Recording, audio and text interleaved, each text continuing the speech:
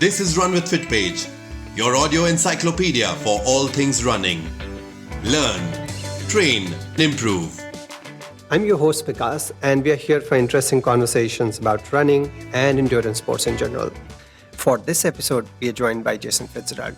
Jason is a USA track and field certified coach, has a full marathon personal record of 2 hours and 39 minutes, and is the founder of Strength Running. In addition to being a coach, Jason is the author of best-selling running books, 101 Simple Ways to Be a Better Runner, and Running for Health and Happiness. He's a part of the Greatest Expert Network and has written for publications like Competitor Magazine, Runner's World, Daily Burn, and Active. Today, we will discuss about the first 3 months of running for a beginner. Let us learn all about setting the right running goals, achieving them the right way, staying injury-free, and remaining motivated through the journey. Jason, welcome to Run with Fitpage. It is an honor to have you on board with us. Well, I'm super excited to be here. Thanks so much for having me. It is some great work that you've been doing for runners. I'm sure our listeners will benefit immensely from our today's discussion. In the previous podcast, we covered points to keep in mind for beginner runners before they got started on a running or a fitness journey. What are the number of things they could keep in mind? Decision about selecting the right shoes, apparels, training duration, intensity, etc. And we thought a natural progression from here would be to identify how to progressively start training, whether it is for general fitness or it is to compete and complete their first scheduled race, say 12 weeks down the line. So my first question to you is, how should a beginner runner set a realistic goal for the first 3 months, that is 12 weeks, and how to get started with it? How should they go about working out, recovering from it, and recovering in a way that they do not fall through the cracks on the way and they progress sustainably? Well, it's a great question. And first, I think being a beginner runner is just such an exciting time. This is when you're going to experience a lot of improvement. If you are consistent with your running, you are just going to keep getting better, seemingly week after week after week. Now, of course, the first couple of weeks are going to be a little bit challenging, especially if you're not used to running or playing a lot of other sports. Those first couple of weeks will certainly be a bit jarring. But once you get through those first couple of weeks, it's just such an exciting time. So first, let me just say I'm so excited to be talking to all of these new runners out there. And I think when we're talking about how you get started and how you ensure that your running is structured in a certain way so that you don't fall off your goals and you actually can accomplish them and build momentum so that you feel more and more driven to train and more motivated to continue on with this whole running journey.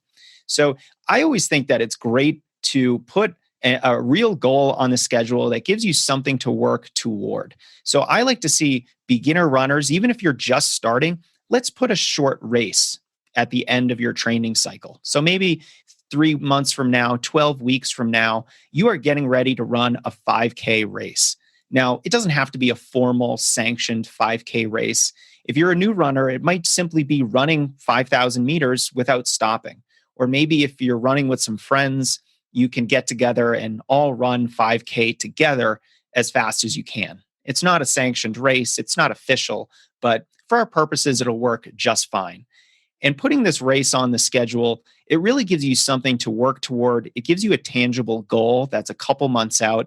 And it's also a very achievable goal. This is a goal that almost anybody can achieve in 12 weeks if they train really well, if they're consistent, if they're patient with their progress. It is within reach for almost anyone.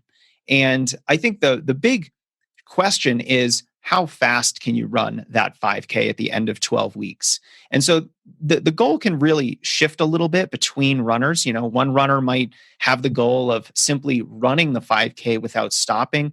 Another runner might have a goal of completing the 5K, even if they have some walk breaks in there. And some other runners might try to run it as fast as they can. And, all these goals, one is not better than the other. So I really want to encourage all the beginner runners out there not to compare yourselves to someone who might have a little bit more talent than you, someone who's already been running for a couple years. You're on your own journey. And so let's pay attention to you and your goals and your own progress. But putting that 5K on the schedule at the end of a 12-week period gives you something to work toward. And it gives you a really great pat on the back. Once you finish that 5K, you're going to feel rewarded by the sport of running. That I think that kind of a goal is very productive, and it can really lead to runners building a lot of fitness, but then also getting excited about the sport, feeling like they accomplished something. And that is what's going to keep them in the sport and keep them running consistently for even more months to come. Nothing clarifies focus more than a date. Identify a target, calendarize it, and go train towards it. So now let's maybe try to break this 12 weeks journey down. Now that we've figured out that a 5 kilometers run at the end of 3 months is the goal, how should we break it? So my question is, how do we break it down into a daily and a weekly deliverable? How should I warm up, cool down, make sure I do not overtrain, see the results regularly, and keep going? How do I keep motivated? What do you think? What could be the plan like, Jason? Yeah, I think at the very beginning of a runner's journey, there's a couple things that they should focus on and a couple things that they should not focus on. One of the things that you shouldn't focus on right at the start is on your speed. So let's not worry about how fast you're running. Let's not try to do any really hard workouts. Let's not put any pressure on ourselves to hit a certain pace goal. Instead, let's just go out there and practice running as easily as we can make it. Now, of course, new runners, every run might be somewhat challenging, and, they might have to take walk breaks. If their heart rate gets too high, it starts to feel like, their respiration is too high, and they just need to get, their body under a little bit more control. Walk breaks are totally fine. And I would encourage runners to establish maybe a 3, maybe 4 day a week running habit where you're getting out there for anywhere between 15 and 30 minutes when you're first starting. And the goal is to simply be moving for 15 to 30 minutes.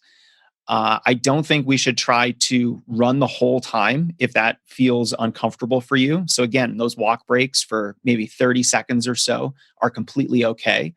And when we are running, maybe you're walking for 30 seconds and then running for a minute. When we are doing the running portion of this 15 to 30 minute run, I don't think we need to be paying attention to how fast we're going. So in other words, let's try to run slow. And new runners should really focus on slow running and a fair amount of strength training.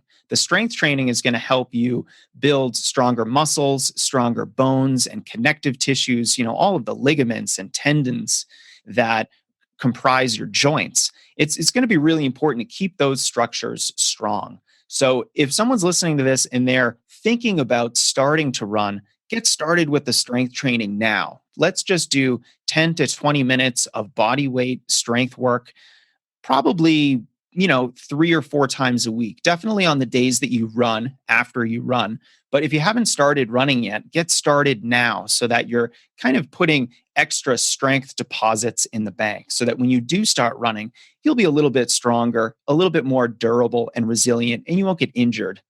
And I think if beginner runners can focus on just some easy running, 20 to 30 minutes a couple times a week, 3 to 4 times a week with a fair amount of strength training, that's a really good start for, say, the first 2 to 4 weeks. Once we do that, then we can start layering in some additional things, some additional complexity to the runner's training. I still think it's probably too early to do any formal, fast, hard workouts. So again, let's not worry about running fast. The one area where we can run fast in a way that is not actually very difficult is with strides. Strides are this fundamental type of drill that you do after a run. So let's say you finish a 25-minute run. You were able to run for 2 minutes and then walk for 30 seconds and alternate that for that 25 minutes. After that, you finish your 25-minute run, now it's time for strides. And strides are simply 100-meter accelerations where you'll build to about let's say 95% of your max speed. So it's not really a sprint, it's much more of a controlled sprint. But you only hold that for, let's say, 2 seconds, and then you would coast to a stop. The whole thing should take maybe 25 seconds or so. And this is a phenomenal way of practicing running fast, of getting that experience, working on your leg turnover, really reinforcing proper running form, but you're doing it in a way where you're not getting very fatigued. You're not going to get very sore from strides. Of course, maybe the first time you do them, you feel it a little bit the next day. But doing strides, say twice a week, is one of those ways that you can introduce speed work into your training. You can get more comfortable running at those faster speeds. You're going to improve your running form. And it's just a wonderful, fundamental way of structuring your training. And, I would wait until maybe week 2, week 3, week 4 to add in strides to this hypothetical training schedule that we're building here. And that alone, just 30 minutes of running and doing strides and just being consistent with that, that's enough to get you to a point where you'll be able to finish a 5K at the end of 12 weeks. So if we wanted to keep things as simple as possible, this is really all we would need. Great. Thank you, Jason. I have a couple of questions to ask from what you just said. But before that, I specifically wanted to draw two analogies from what you said. One, the art of running slow. I want to provide an analogy to a beginner that, say, if you think you're running fast, that means you're definitely running faster than you can sustain. And if you think you're running slow, it possibly means you're not running that slow, and that should be your pace. That's the kind of pace you should continue sticking to in the start, and slowly your body will adapt to it and you would start to know the right pace. The second point I wanted to cover is about the stride. Think of it like a car with manual transmission. Put the car in gear 1, accelerate, go to gear 2 and then 3, and then slowly go down from gear 3 to 2 to 1 and come back to halt. And this is exactly how you should analyze a stride to be as well, where it goes up, speeds up, and then comes down and comes to a halt. Jason, you talked about running slow. My question is, why to run slow as a beginner? If I feel like I can run fast, why should I not run fast? It looks beautiful, isn't it? I mean, it's fun. You run fast and faster and just keep going. And the second part of the question I had was, when you strength train, how should you approach it? Do you take a particular muscle group, train that first, and then go for smaller, bigger muscle groups? Or is there some structure around it that I should be following? Sure. Let me first talk about running fast. And I can certainly understand why runners want to run fast. It's fun. We have a blast when we go fast. And it can be really hard to slow ourselves down because it's somewhat counterintuitive, isn't it? That running slow actually makes you into a better runner. Actually 80% of your weekly mileage should be pretty slow, just nice and easy. And what we're doing here is we're kind of building the foundation. And if we don't have the foundation, all that speed work, which is also called sharpening work, you get very sharp doing the speed work. But the problem is, if you don't really have much to sharpen, if you don't really have that foundation built first, then, we're not really getting too sharp. There's this idea in running of capacity building workouts and utilization workouts. Utilization workouts are the fast workouts. They're the really sexy workouts that runners love to post online. They are impressive to our friends. They look good on Strava. But, these workouts, whether you're running hard repetitions on the track or something similar, they really allow you to utilize your fitness most efficiently. But if you haven't built that fitness in the first place, you don't really have much to utilize.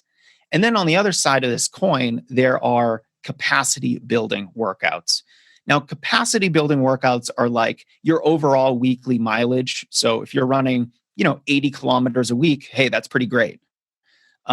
Or long runs or any aerobic, slower type of faster workout where you're not running so hard, you're still working aerobically or with oxygen. Those are the workouts that really build your fitness. Think of it as like you're building a mountain of fitness. Yes, we want a really, sharp peak at the top, but it really depends on the size of the mountain and your mileage, aerobic workouts, your long runs. Those are what build the mountain. And all the utilization workouts, the faster workouts, that's what happens at the very end. That's the icing on the cake. It allows you to have a nice, sharp peak at the top of the mountain. But first, you need a big mountain to put the peak on. That's where all the slow running comes in. And, I like to think of it in terms of, I like to run fast, but I can't run fast if I don't first run slow. So all the slow running that we're doing, all the easy running, this is really to enable our speed. And if we're not doing the slow work first, if we're not building that foundation, we're really not going to have that firm foundation to layer the speed on top of. So it really is critical. It's like a prerequisite for the speed work.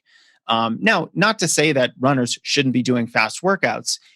I would say 10 to 20% of your overall weekly mileage should be fast in some way. Maybe you're doing some type of workout once or twice a week. That's starting to get into the slightly more intermediate level runner who, is ready for those faster workouts. But in the first 12 weeks of a runner's journey, unless they're a teenager, of course, and they can handle a lot, let's hold off on most fast workouts for at least the first couple weeks. We can introduce strides. And then after that, maybe we can do some fartlek workouts or some hill workouts, some ways of just, running fast in a way that isn't super hard at first.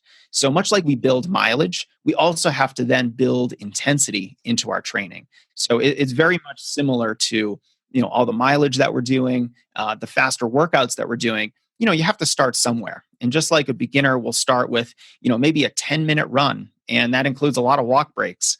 We're not going to start with really hard workouts at first. You have to get there because that's the biggest injury risk. The risk of getting hurt just running really easy, comfortable mileage is dramatically lower than the risk of running the same mileage, but doing a lot of it at a harder effort and a faster pace. So we have to be really careful with how fast we're running. It's kind of like lifting very heavy weight in the gym. You have to be very careful with it. And that has to be built upon a foundation of more general strength where you're lifting, more manageable weights, you're doing some body weight strength work, etc. So, you can compare faster workouts to easy mileage, to strength training, really whatever kind of fitness we're trying to build here, we have to have the foundation first. Very beautifully put. And I really like the concept of capacity building. It is indeed good to know to run first before you can run faster. Build that pyramid, build that mountain, but before you sharpen the top, make the base stronger. I loved it. The other question I had, Jason, which I'd asked earlier in this conversation was around strength training.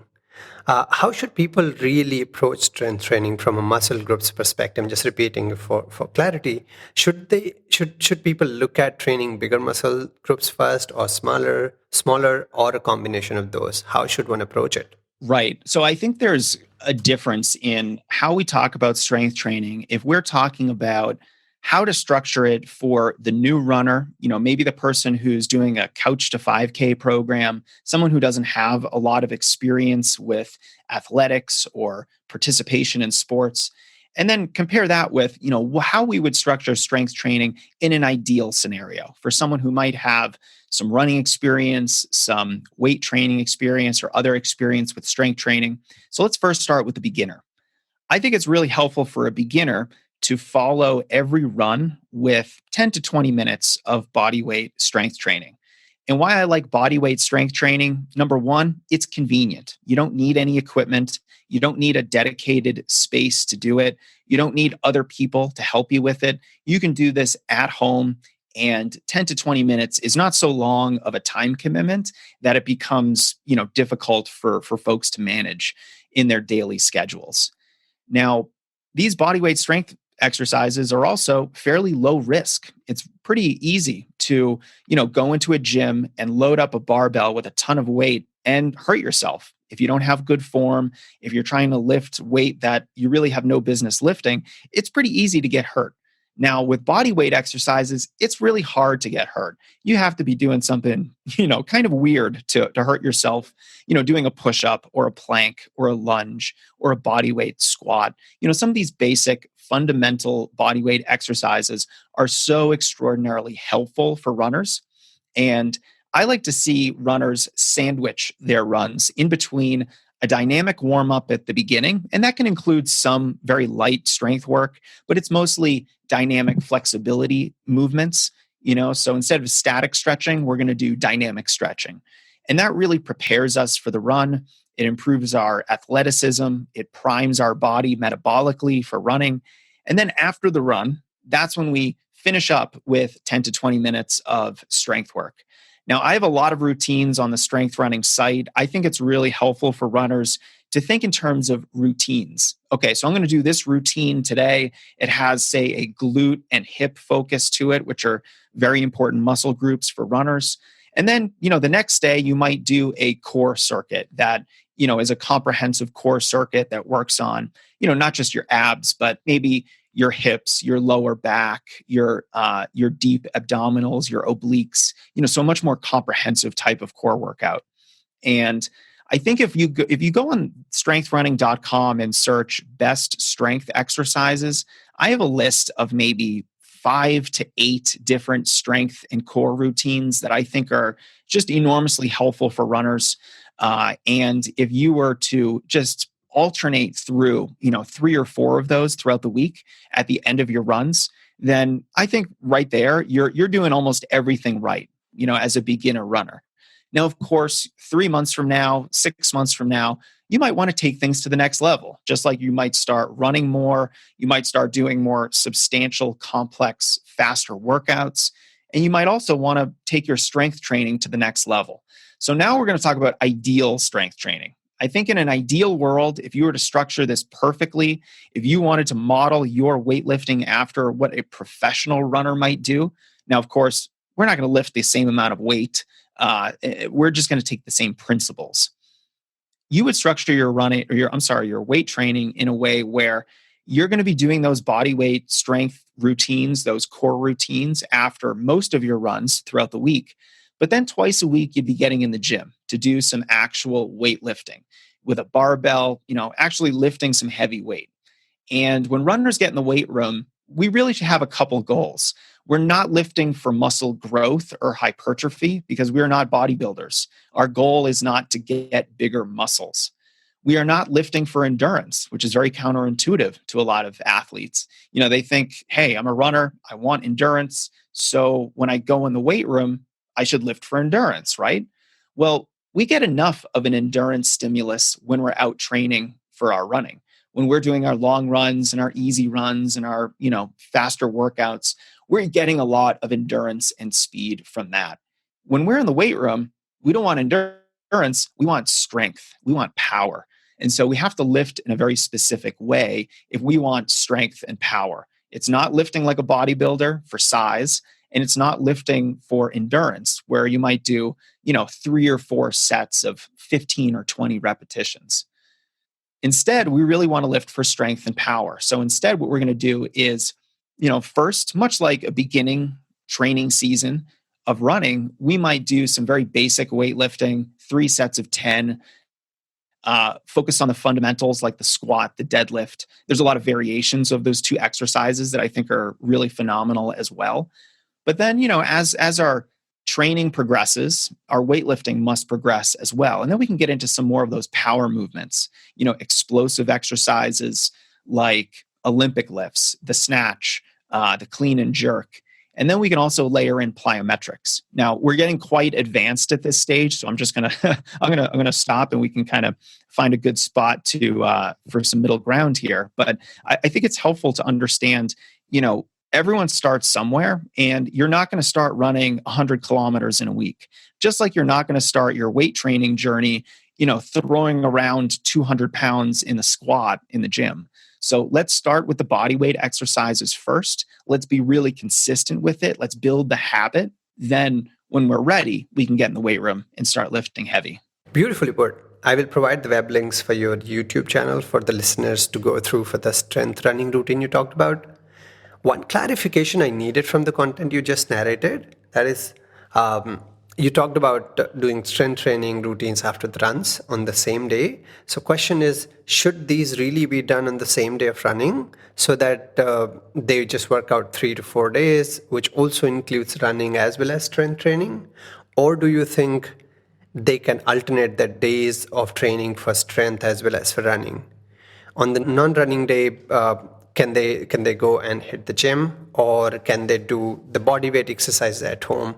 Basically, the clarification I'm trying to seek is which way would you prefer from a beginner's perspective, or do you think either is okay and there is really no difference? So either is somewhat okay. I do like to see runners sandwich every single run that they do in between a dynamic warm up and some body weight, core, and strength work. It acts as your cool down. It really just helps you feel better throughout the day, in addition to, helping you get stronger. And I think any runner understands this. If you've finished a run and you've gone and sat down in a chair for an hour or so and then gotten up, you probably don't feel very good. You feel tight. You feel very, like you need a warm up just to start walking again. And that's what we want to avoid. And that post-run routine can be really helpful there. But with that said, can you do strength workouts on the days that you're not running? Yes, of course. I do like to see beginners take at least 1 or 2 days off completely from exercise to make sure that they're recovering, to make sure that they're adapting to all this new exercise that they're doing. So, you can do your strength work on a day off from running, provided that you're also getting 1 or 2 days off from exercise completely. I have another question around strength training again. Why in the first place I should be strength training in addition to running, really, right? As a beginner runner, I've gotten started with running. I'm enjoying the show. I'm just continuing with my journey. And my end goal is that I should be able to complete a 5K at the end of the 3 runs, the hypothetical training plan that we just put together. So if I do not strength train, do you think I'm really at some specific disadvantage than others maybe who are strength training through the week, etc.? Will it bulk me up, or you think it's going to really help me if I do the both? Yeah, so I'm so bullish on strength training that I don't even consider it cross training. If runners want to reach their potential, then they have to be lifting weights. They have to be doing some sort of strength training. And it's interesting. You look at any other athlete, look at any other sport, whether it's rugby, whether it's soccer, whether it's even golf, those athletes get in the gym and lift weights. And what do they call it? They call it conditioning. And I think it's interesting that runners don't think they need to do any conditioning for their own sport. No other sport do we only do the sport. Soccer players don't just play the game of soccer. Golfers don't just play the game of golf. They work on specific skills, they do drills, and they get in the gym to lift weights. So any runner who doesn't think they have to lift weights, look at any elite runner, any professional, they all lift weights. And they don't lift weights because they're elite runners. They are pro runners in part because they train well. They train appropriately. And part of that is appropriate strength training. So I think it's absolutely critical. If you don't want to get in the gym and lift weights, if you can't do that, if you don't have access to that, no problem. Let's do the body weight routines.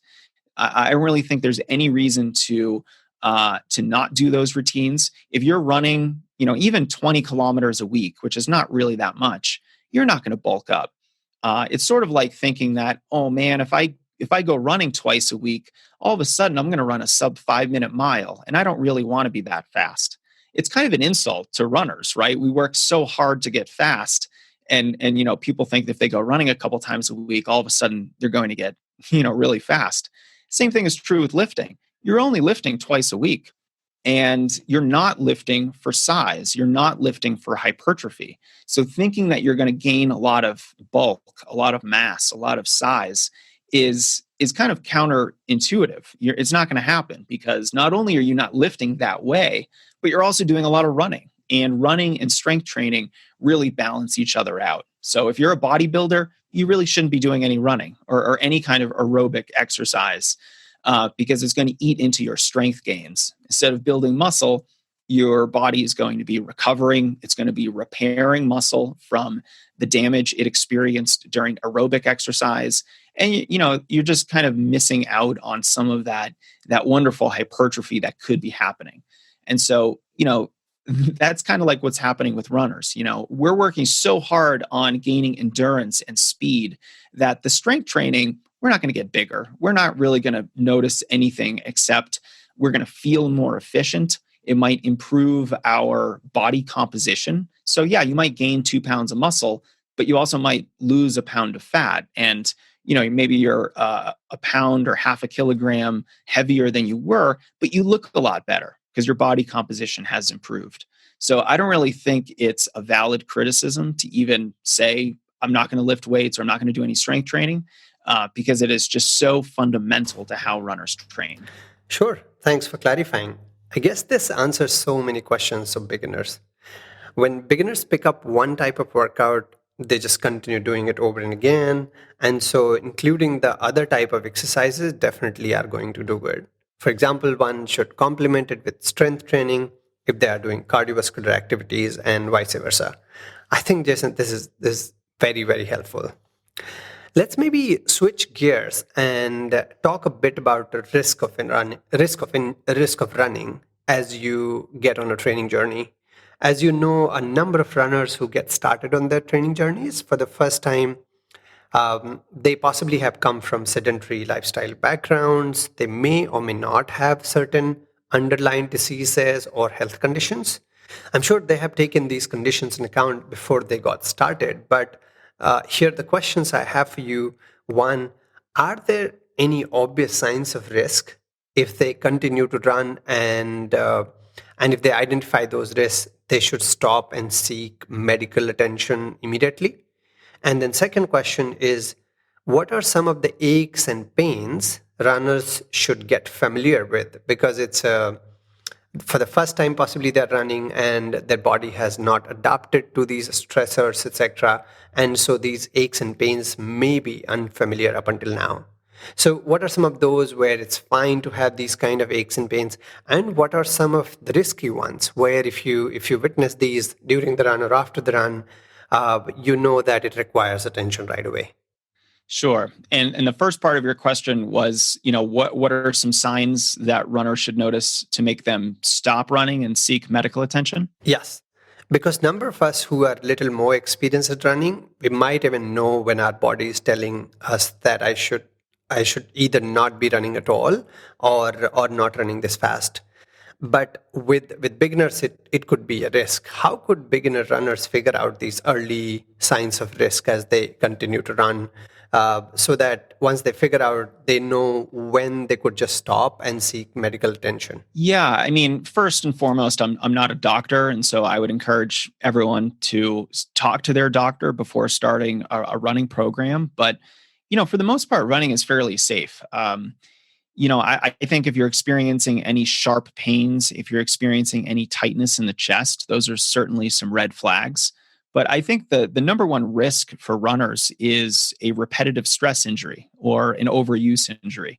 These are commonly called running injuries. I think depending on the source, about 60 to 70% of runners this year are going to get a repetitive stress injury. So it's actually fairly a high injury sport. I think the injury rate is higher than American football, which is kind of crazy when you consider that, we're not tackling each other out there on the road, or at least we shouldn't be. 3 out of 4 people getting injured is a lot. Yeah, it's pretty substantial, and I think that's because a lot of runners think that, number one, running is not a contact sport. Well, it sure is. It's you and the ground. You and the ground are making thousands of contacts every single couple kilometers that you're running. So it's certainly a contact sport. And I think a lot of runners who are just starting think that, well, it's relatively easy, right? It's running. Anyone can go running. And that's true.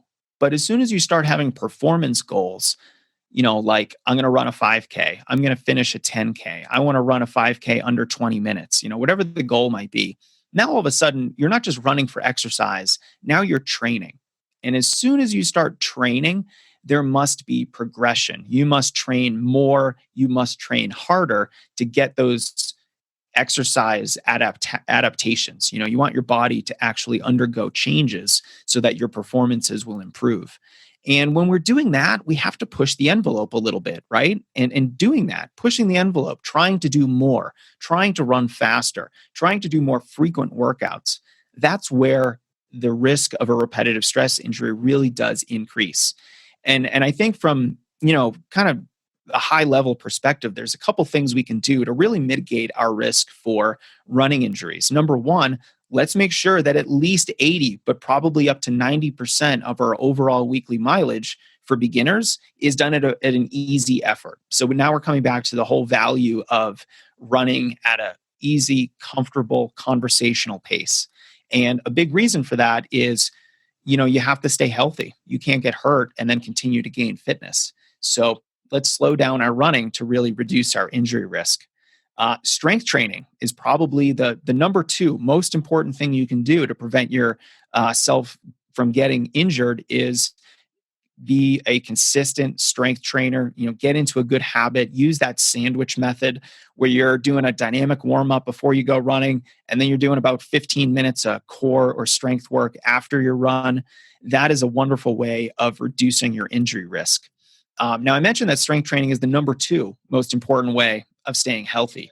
The number one way is just simply to make sure that your training is sound. Let's make sure that our mileage isn't increasing too quickly. Let's make sure that we're not clustering all of our runs.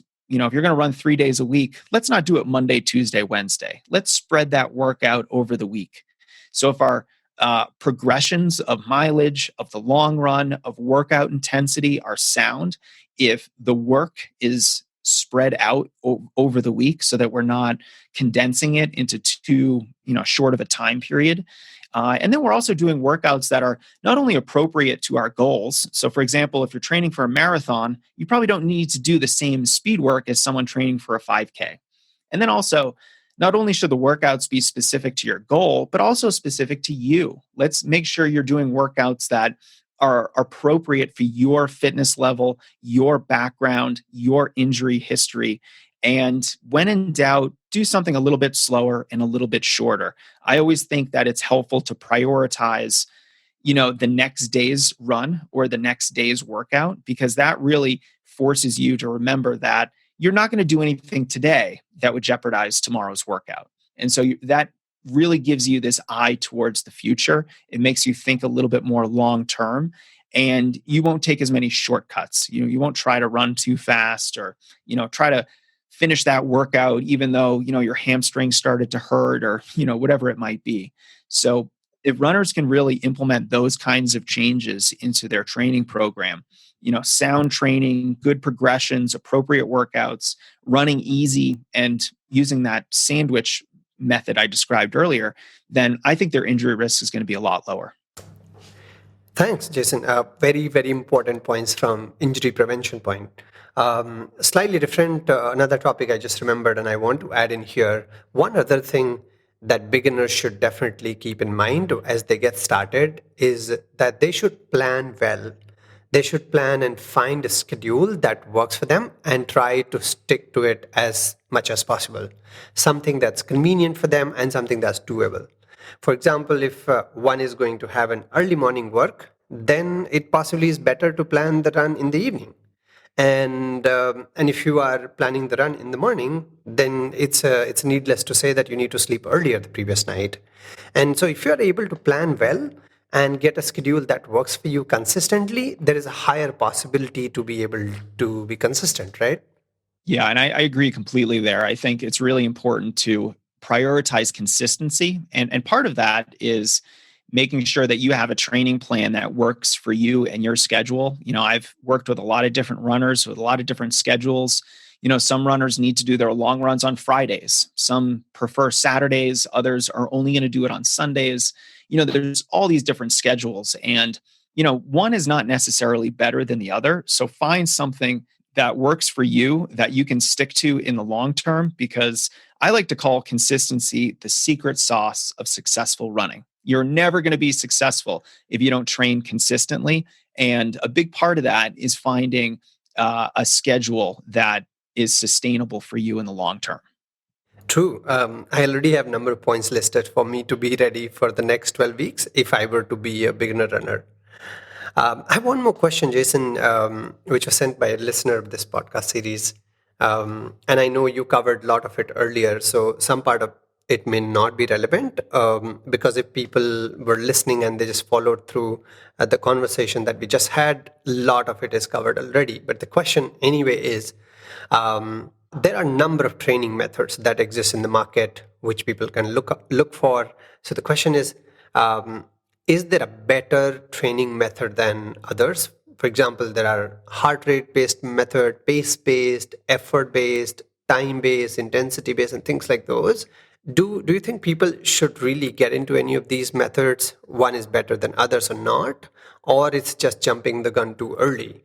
Does one work better than the other? Or should beginners just ignore these and we just stick to normal schedule that we just discussed about? Yeah, I do think there are some training methods that are more suited for slightly more advanced athletes. So, for example, heart rate training, that is better for more intermediate advanced runners because, when you first start running, all of your runs might be somewhat hard. You might have a high heart rate for, any running that you're doing. And so when we talk about trying to run at an easy effort, you're going to slap on a heart rate monitor and discover that no run is at an easy effort. And part of that is very normal. Part of that is just the normal process of starting to exercise. It's going to be hard at first, but that's why we train. That's why we're consistent with things so that there are changes in our body after a couple weeks and things get easier over time. So heart rate training is not something that I would really recommend for most runners who are just starting.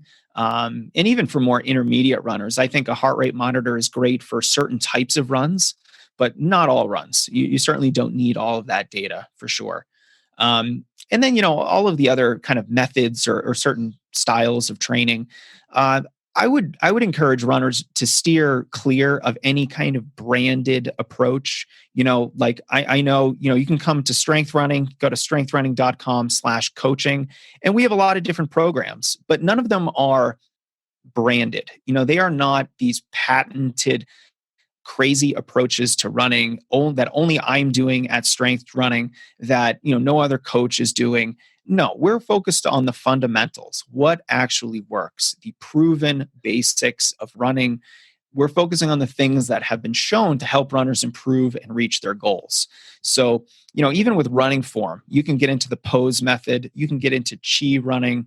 I think it's very instructive that no college or pro runner, pro team is using those methods. And that's because they're basically copyrighted versions of good running form. We don't need a copyrighted version of good running form. Why don't we just stick to tried and true known principles of sound, good running form? Same thing is true with training. We don't need anything that's copyrighted, anything branded, anything patented. I think we should just focus on those fundamentals.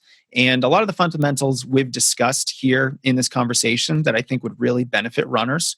If you do want to follow a certain program or a training plan, I don't think there's anything wrong with that either. I would, again, just stay away from ones that have a clear ideological lens. So a good example, I'll name names here, the Run Less, Run Faster program. Yeah, true. We all have heard of it. Anyone who knows anything about exercise physiology knows that if you want to run faster, you can't run less. That is not a long-term sustainable way of training. You're just doing a long-term taper, and you might run fast in the short term, but you're really putting yourself at a disadvantage in the long term.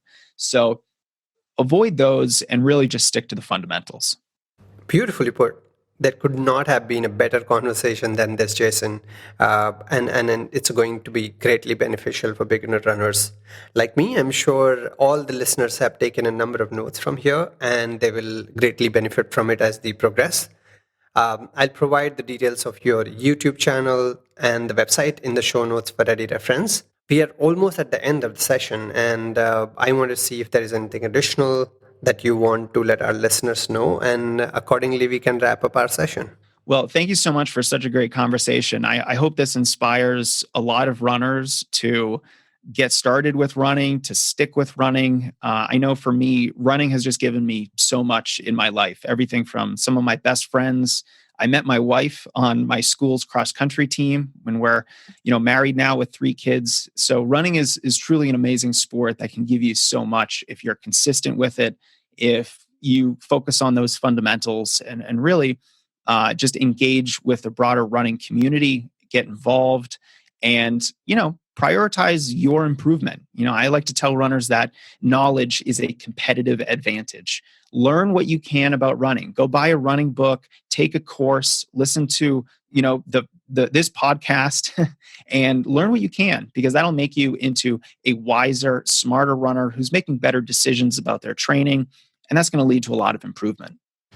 Great. Thank you again for being with us, Jason. We'll find some time again in future, hopefully, soon to speak again on another topic of running. Until then, keep running and keep coaching people. Ladies and gentlemen, this was Jason Fitzgerald for you. Thank you very much. My pleasure. Thank you so much. Thank you for listening to Run with Fitpage. We have a lot more to offer on nutrition